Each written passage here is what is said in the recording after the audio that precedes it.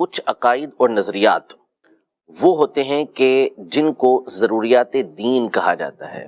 اچھا. یعنی ایسے عقائد اور نظریات ہوتے ہیں کہ جس پر بندے کے دین کا دار و مدار ہوتا ہے، اور ان عقائد اور نظریات کو کہ یہ اسلام کے ضروری عقائد ہیں، اس کو ہر خاص اور عام جانتا ہے. جیسے مثال کے طور پر اللہ پاک ہے، یعنی اللہ کی ذات کو ماننا، یہ ہر خاص اور عام مسلمان جانتا ہے کہ ہمارا یہ عقیدہ اور نظریہ ہے کہ اللہ پاک کی ذات موجود ہے. یہ ہم عقیدہ رکھتے ہیں. اس میں یہ نہیں ہے کہ یہ صرف اور صرف اہل علم کو، علماء کو معلوم ہو، بلکہ علماء کو بھی اور جو ان کے صحبت میں ہوتے ہیں سب کو یہ بات معلوم ہے. تو خاص اور عام جب ہر ایک اس بات کو جانے کہ یہ مسئلہ دین کا ضروری مسئلہ ہے، اس پر دین کا دار و مدار ہے، تو ایسے مسائل کو ضروریات دین کہا جاتا ہے.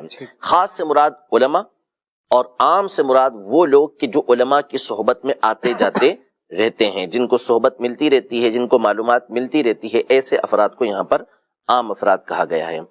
تو جس طرح اللہ پاک کی ذات موجود ہے، یہ عقیدہ رکھنا ضروری ہے. یوں ہی اللہ پاک نے انبیاء کرام علیہم السلام کو بھیجا، یہ عقیدہ رکھنا ضروری ہے.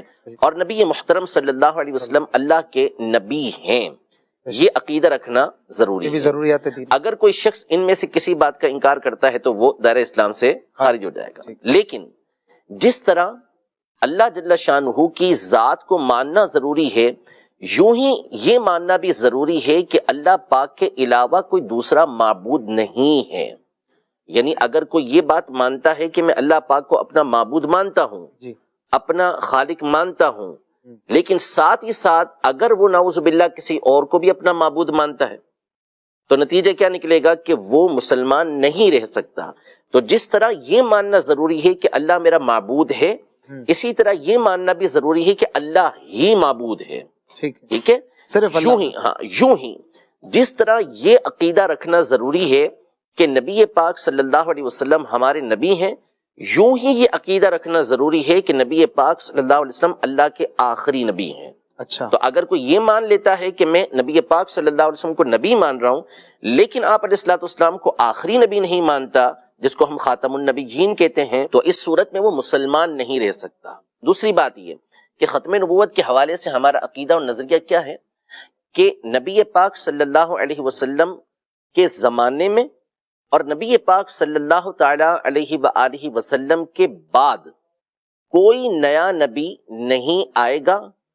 یہ رکھنا عقیدہ کہ نبی پاک صلی اللہ علیہ وسلم کے زمانے میں اور آپ کے بعد کوئی نیا نبی نہیں آئے گا اور نہ نیا نبی آ سکتا ہے. اگر کوئی یہ عقیدہ رکھتا ہے کہ نبی پاک صلی اللہ علیہ وسلم کے بعد کوئی نیا نبی نہیں آئے گا، کہتا ہے کہ نہیں آئے گا، لیکن وہ اس کو ممکن مانتا ہے کہ ہو سکتا ہے کوئی نیا نبی آ جائے، تو ایسا شخص بھی دائرہ اسلام سے خارج ہو جائے گا.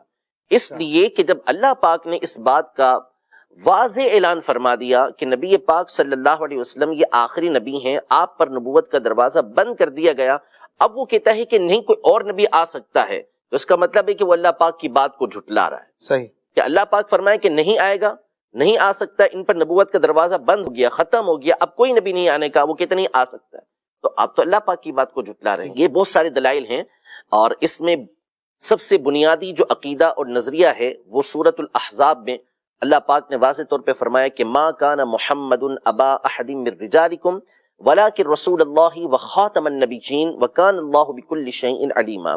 یعنی محمد صلی اللہ علیہ وسلم تم میں سے کسی مرد کے والد نہیں ہیں، وہ تو خاتم النبیین ہیں، یعنی تمام نبیوں میں سب سے آخر ہیں اور اللہ کے رسول ہیں، اور اللہ ہر شے کو جاننے والا ہے.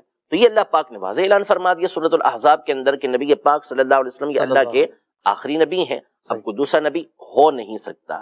تو یہ جاننا ضروری ہے. یہ تو ہو گیا عقیدہ اور نظریہ ہمارا کہ نبی پاک صلی اللہ تعالی علیہ وآلہ وسلم کے زمانے میں اور آپ کے بعد کوئی نیا نبی نہ آیا ہے، نہ آئے گا، نہ آ سکتا ہے. ٹھیک ہے، یہ عقیدہ رکھنا ضروری ہے. جب تک یہ عقیدہ نہیں رکھیں گے کوئی مسلمان نہیں ہو سکتا. یہ ضروریات دین میں سے ہے جس پر بندے کے دین کی بنیاد ہے.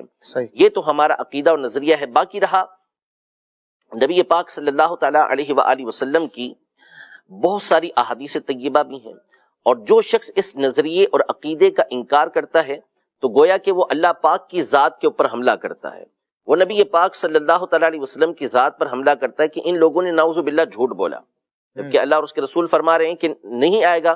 تو اب وہ جب کہے گا کہ آ سکتا ہے یا آیا یا آئے گا تو نعوذ باللہ انہوں نے کہا کہ اللہ پاک نے یا رسول پاک صلی اللہ علیہ وسلم نے جھوٹ بولا ہے. تو یہ عزت پر ہی حملہ ہوا کہ کسی کو جھوٹا قرار دینا. تو اس سے ہم اس کی امپورٹنٹ سمجھ سکتے ہیں، اس کی اہمیت کو اچھی طرح سے سمجھ سکتے ہیں.